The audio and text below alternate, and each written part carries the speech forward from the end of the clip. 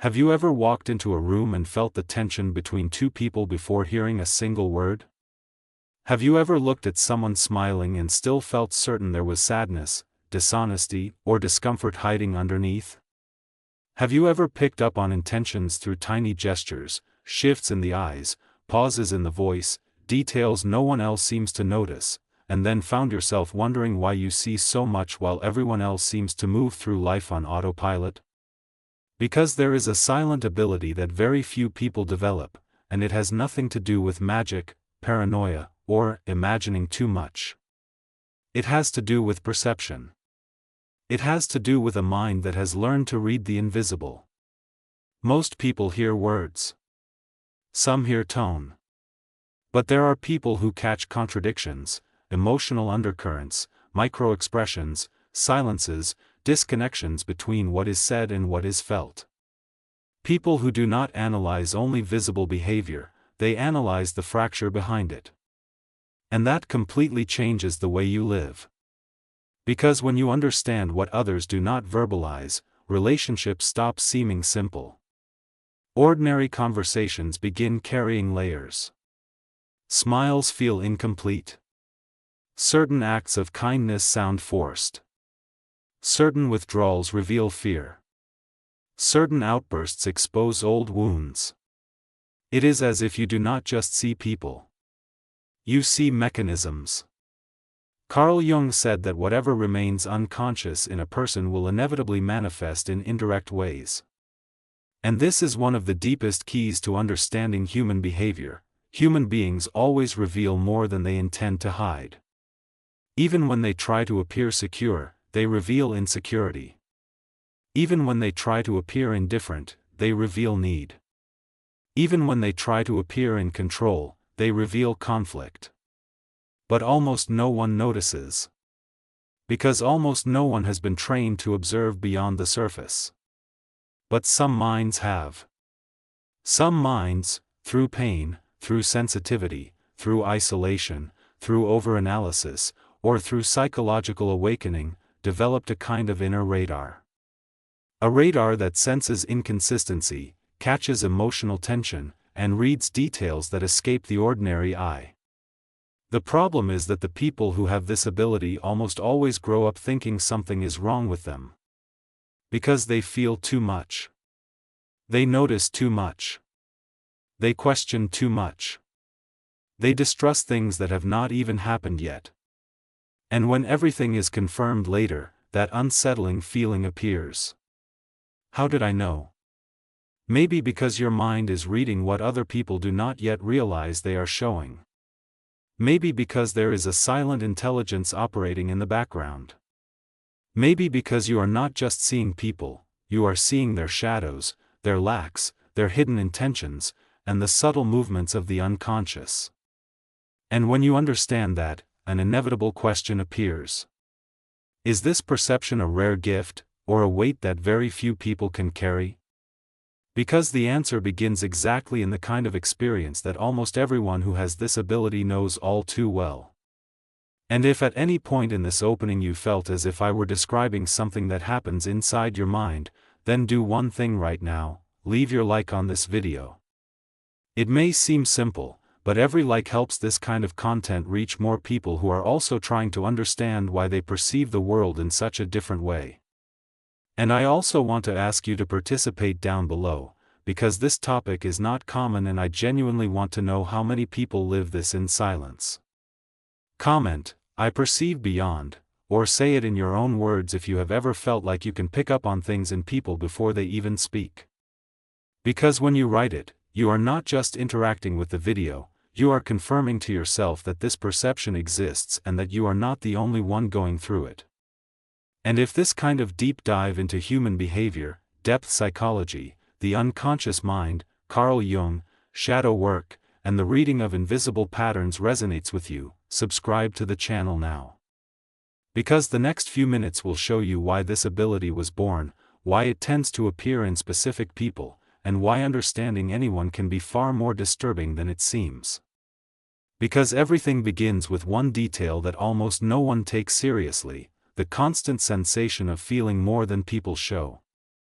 There is a strange sensation that follows those who develop this silent ability, the sensation of always seeing more than what was said. You walk into a space and, before anyone even opens their mouth, something inside you already notices the tension. You talk to someone smiling in front of you. But you feel that behind that smile there is exhaustion, irritation, envy, fear, or emotional need. You hear, "I'm fine," and, for some reason, your instinct does not buy it. And the most curious part is that almost every time, you find out later that you were right. This does not happen because you are overly suspicious, overly negative, or because you like to analyze everything. Most people think that at first. Most people assume that those who notice too much are exaggerating. But Carl Jung said, "What is not brought to consciousness returns as fate." And that sentence explains so much of what you feel without you perhaps ever having been able to put it into words. Because while most people live trapped only in what is explicit, what is spoken, what is socially displayed, there is a minority that catches the unconscious in motion. They catch micro-expressions. They catch subtle inconsistencies. They catch emotional patterns hidden behind ordinary phrases. And when that starts happening frequently, the person feels out of place, because they realize they are playing the same game at an entirely different depth. While some hear words, you hear intentions. While some observe behavior, you feel emotional energy. While some believe the surface, you are pulled toward what lies underneath. Maybe that is why you have spent a good part of your life hearing that you think too much, complicate too much, should be lighter. Maybe people have already told you that you create theories, that you see problems where there are none, that you are too sensitive to people. But what no one told you is that there is a brutal difference between paranoia and perception. Paranoia invents. Perception connects signals. Paranoia creates ghosts. Perception recognizes repeated patterns. And when someone develops deep self-knowledge, psychological observation, and emotional reading, that person begins to see what Jung called the shadow, everything the other person tries to hide, but inevitably lets slip. That is why certain people exhaust you and you cannot explain why. Because you are not reacting only to their words, you are absorbing their internal contradiction. You feel when someone wants to appear kind, but is competing. You feel when someone compliments you, but is measuring your worth. You feel when someone approaches out of emotional self-interest. This happens on an almost silent level, almost invisible, and still intensely real. And here the first painful realization is born: understanding people is not always comfortable. In fact, it almost never is. Because when you begin noticing what no one else notices, you lose social innocence. You can no longer participate in certain interactions the same way. Superficial conversations start feeling like repeated scripts.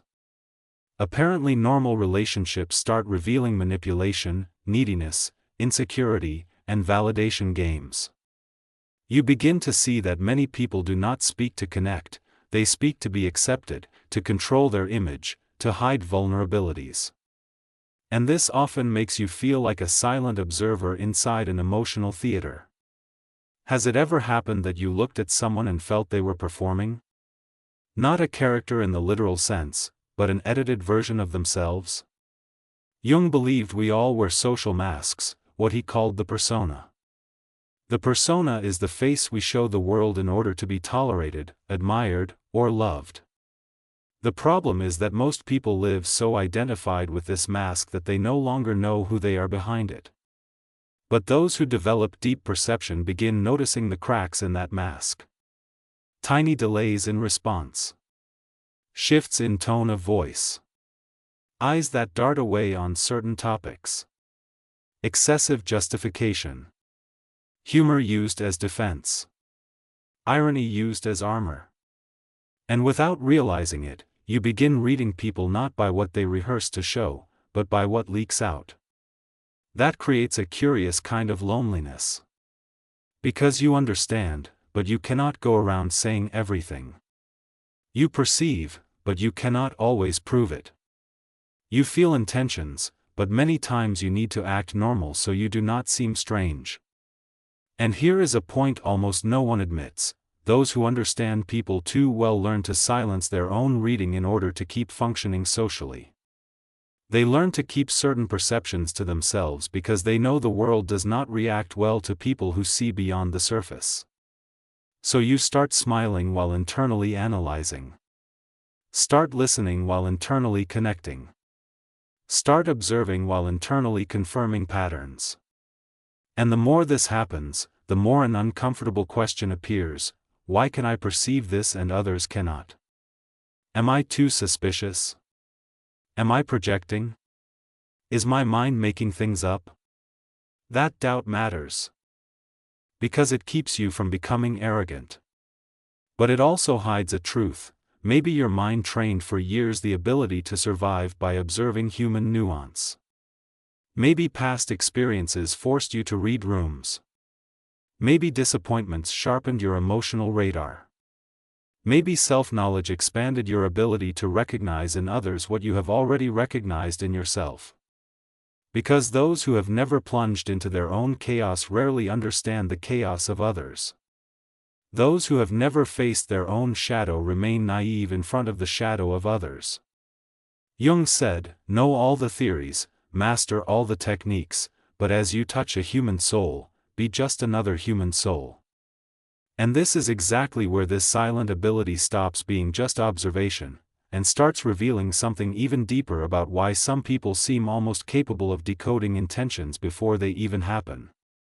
But this is where everything becomes even more unsettling, because there is an internal confusion that follows those who possess this sharpened human reading. At the same time that you understand people easily, you begin doubting your own emotional sanity. It sounds contradictory, doesn't it? You notice hidden intentions, predict reactions, identify insecurities, feel subtle falseness, and still, in many moments, ask yourself, am I imagining too much? This is the most common psychological trap for those who see invisible patterns. Because deep perception almost never comes with outside validation. On the contrary, it usually comes with collective denial. You feel that a friendship is not as clean as it seems, but everyone around treats it as though everything is normal. You notice that someone is manipulative behind a gentle speech, but no one else seems to catch it. You intuit that a certain approach carries hidden interest, but the whole environment buys the superficial narrative. And then the silent battle begins inside you: do I trust what I feel, or do I trust what the majority is seeing? This is the point where many highly perceptive people begin sabotaging themselves. Because living while perceiving things others do not perceive can make you feel wrong simply for being different. And here is the broken expectation: maybe your doubt is not a sign of mental weakness. Maybe it is precisely the side effect of a mind that catches too many layers. Carl Jung said, "Thinking is difficult, that's why most people judge." Most people glance quickly and conclude quickly because that is comfortable. But those who observe deeply come into contact with ambiguities, contradictions, and hidden tensions. And ambiguities are exhausting. Contradictions are confusing. The more you perceive, the less black and white reality seems. That is why you may have felt exhausted after simple social interactions. Not because the conversation was long, but because while the other person was merely talking, your mind was processing facial expression, speech rhythm, pauses, incongruities, emotional tone, implicit intention, and behavioral history. You were not just listening to a story, you were reading an entire system. That drains mental energy. That creates emotional hypervigilance. That makes you leave encounters feeling as if you have been working internally for hours. And then comes the second confusion: if I understand others so much, why do I sometimes feel lost with myself? That question hurts because it feels unfair. You can perceive when someone is lying to themselves, but sometimes it takes you longer to admit your own wounds. You can see the emotional need in others, but ignore your own. You can notice someone else's mask, but for years perhaps wore your own to survive.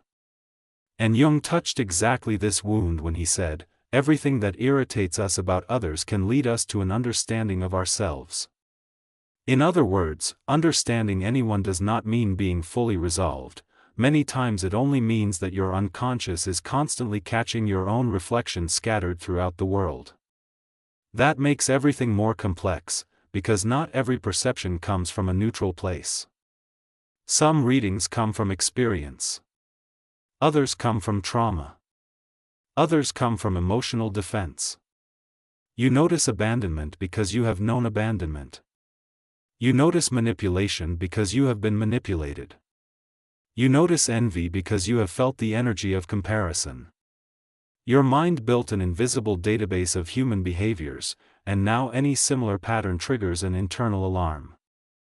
So the question becomes even deeper: do you understand people, or did you learn to survive by studying people? Do you see how that changes everything? Because now we are no longer talking only about a beautiful and mysterious ability. We are talking about a sophisticated psychic mechanism.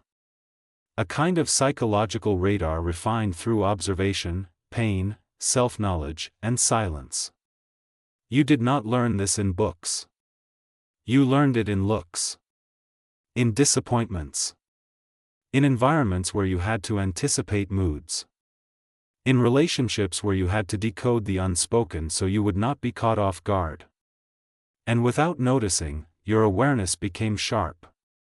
But there is an emotional price to this. The more you read the unspoken, the less spontaneous the world feels.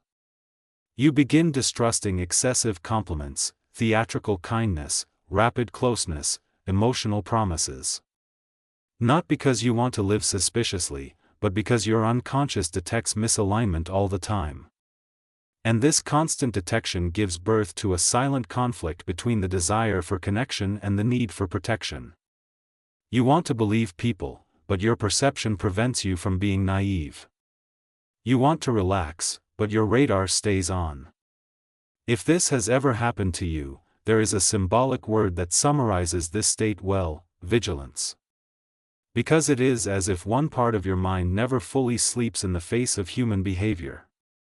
And maybe you are beginning to realize now that this ability did not come out of nowhere. It has much deeper roots within the psyche, roots that Jung would directly associate with the confrontation between consciousness, shadow, and unconscious patterns that most people do not even realize they are repeating.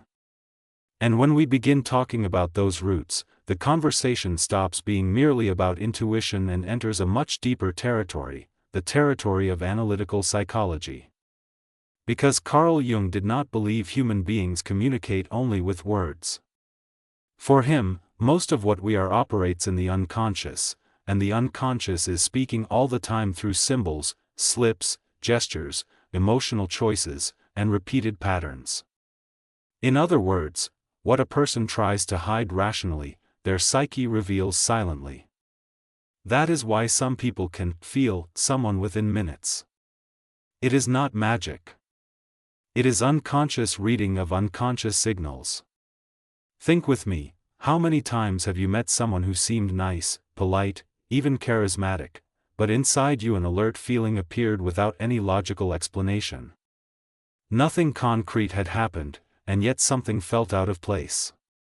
Later on, that person showed exactly what your first impression had picked up. This happens because the human unconscious recognizes inconsistency before the conscious mind can formulate language for it. Your body perceives before your reason explains. Your psychic field registers before thought organizes. Jung called this, in many ways, communication between unconscious minds. And here is a powerful idea: maybe you do not understand people because you think better than they do. Maybe you understand because you catch what they cannot hide even from themselves. Most people believe they fully control the image they project. But no one controls micro-emotional tensions all the time. No one sustains a persona perfectly without the shadow leaking through the cracks. And it is exactly through those cracks that the perceptive mind enters. When someone smiles to please, but their eyes harden for a split second, the shadow appeared. When someone says they are happy for you, but their tone loses warmth, the shadow appeared. When someone acts overly secure, speaks too loudly, asserts themselves too much, many times the shadow of insecurity is screaming behind the mask. And maybe you are one of those people who catches this without conscious effort. You do not sit down and decide to analyze. You simply feel the misalignment. It is almost as if your unconscious translates inconsistency into discomfort.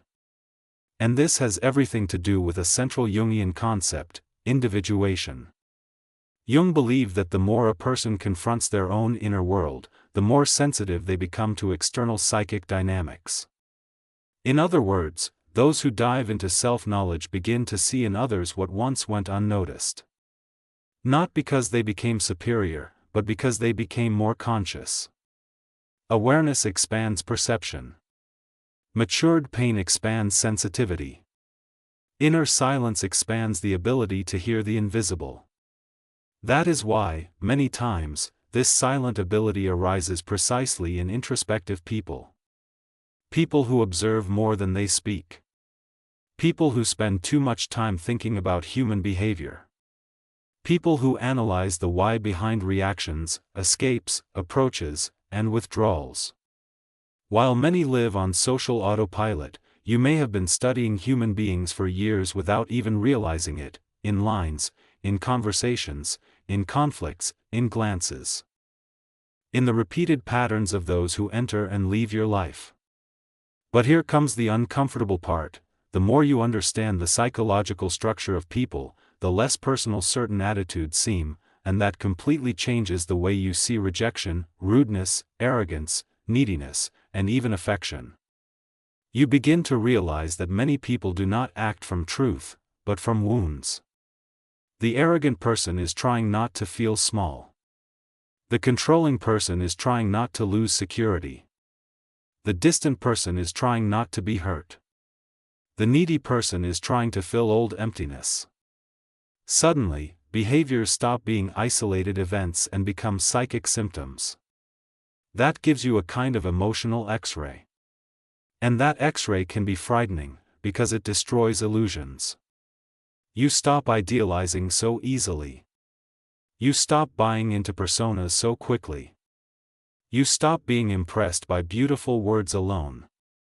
You begin looking for energetic consistency, emotional coherence, behavioral repetition. Your standards change. Your reading changes. Your tolerance for superficiality changes. But at the same time, an even more intense question arises: if I can see so deeply into people's mechanisms, why can't they see me so often? Why do I understand, but am not understood? Why do I read, but am rarely read? This emotional asymmetry creates an almost invisible feeling of psychic distance. You feel surrounded and still unseen. And maybe it is because the ability to see another person's unconscious does not automatically mean finding someone with the same depth to see yours, which leads us to an even stronger turn regarding the hidden weight and power of carrying this perception. And this turn matters because many people romanticize this ability to understand others, as if it were only a beautiful gift, almost mystical, almost advantageous at all times. But the truth is that there is a silent burden in seeing too much. Because when you see what lies underneath, you lose the ease of illusion. And illusion, strange as it may sound, is a social comfort that most people still have. Most people can believe the speech, trust the performance, attach themselves to the image. Those with sharp psychological perception cannot stay in that place for very long. Your mind quickly starts noticing cracks. You meet someone and, while the other person is enchanted, you are already noticing inconsistencies. You enter a group and, while everyone is laughing, you feel unspoken tensions. You hear promises of connection, but you already identify emotional need, dependency, validation games, and the need for approval. That does not mean you became cold. It means your emotional awareness matured enough to see backstage. But seeing backstage comes at a cost. Social enchantment fades. Maybe that is why you have asked yourself why certain relationships discourage you so quickly. It is not impatience. It is not arrogance. Many times, it is because you perceive far too early what would take others months to notice. You feel when someone wants admiration more than connection. You feel when they want attention more than reciprocity. You feel when there is emotional dependency disguised as affection. And when that becomes visible to you, something inside loses its initial shine. Carl Jung said, "One does not become enlightened by imagining figures of light, but by making the darkness conscious." That sentence is brutally honest. Because the more conscious you become of human darkness, yours and others, the less innocent you remain. And less innocence means less manipulable, less impressionable, less vulnerable to appearances. Here is the powerful insight that changes the meaning of everything. Maybe this silent ability was not given to make you socially compatible with everyone, maybe it was developed to make you selective. Do you see the difference? For a long time, you may have interpreted your difficulty connecting deeply as a flaw. You may have thought you expected too much, analyzed too much, withdrew too much. But what if, in reality, your internal system simply no longer accepts shallow bonds? What if your psyche automatically recognizes when an exchange does not have enough depth to nourish your consciousness? Highly perceptive people often suffer because they try to fit into relationships they already know, deep down, cannot sustain truth. It is like forcing presence in empty conversations. Like insisting on intimacy with people who operate only on the surface. Like trying to switch off a radar that keeps showing misalignments. That creates guilt, because you think, why can't I just be like everyone else and enjoy this? But maybe the question should be different. Why am I trying to adapt to environments that require unconsciousness in order to feel comfortable? This is the point where the feeling of strangeness starts turning into a feeling of power. Because you realize you are not broken, you are awake to things that once went unnoticed. Your human observation became a filter. Your emotional reading became protection. Your ability to catch inconsistency became psychic defense. What once looked like overanalysis begins revealing itself as relational intelligence. And the more you accept this, the less need you feel to beg for belonging everywhere. You understand that being deeply understood by a few is worth more than being accepted by many. You understand that depth does not mix with indiscriminate presence. You understand that not every company is true companionship. There are presences that drain, compliments that come with demands, closeness that invades. Your perception taught you that without needing grand speeches. If this message is touching something you live, comment the word clarity. Just that word. Because when the mind begins naming what was once only discomfort, a lot changes inside. But there is still a more delicate issue, perhaps the most disorienting of all. If this ability protects you and gives you clarity, why does it also sometimes make you feel tired, distant, and emotionally overloaded around almost everyone? And maybe this is the point where everything reorganizes inside you, when you realize that this exhaustion does not come from understanding people, it comes from trying to live with them while pretending you do not understand. There is a massive difference between carrying perception and carrying repressed perception.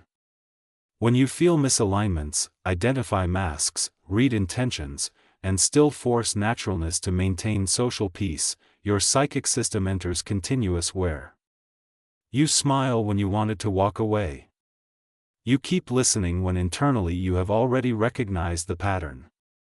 You grant access when your intuition has already signaled a boundary. And that charges a silent price. It is not just social tiredness.